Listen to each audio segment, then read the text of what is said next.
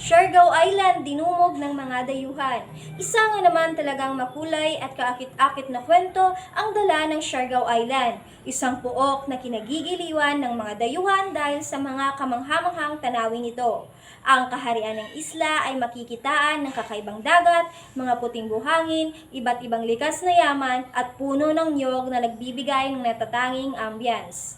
Ang mga tanawin ng Siargao tulad ng Cloud9 ay nagiging sentro ng pansin ng mga surfista mula sa iba't ibang panig ng mundo. Sa pagsusuri ng iba't ibang bahagi ng isla, mapapansin ang mga kakaibang struktura ng mga karst limestone formations sa Sugba, Lagoon at ang kaharian ng mabababang alon sa Magpupungko Rock Falls. Makikita rin ang kakaiba nilang newly boardwalk na kung saan ay paborito ng mga dayuhan na lakad-lakarin.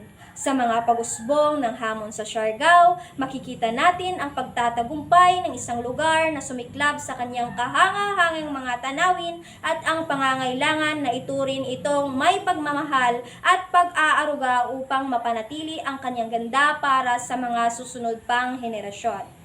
Tinatawag ang atensyon ng lahat sa pangangailangan ng Siargao na may patupad ang mga hakbang tungo sa isang maayos at maunlad na turismo na hindi lamang nagbibigay ng kita kundi higit sa lahat nagpapahalaga sa yaman ng kalikasan at kultura ng isang pook na tila'y nahuhumaling sa kasalukuyan.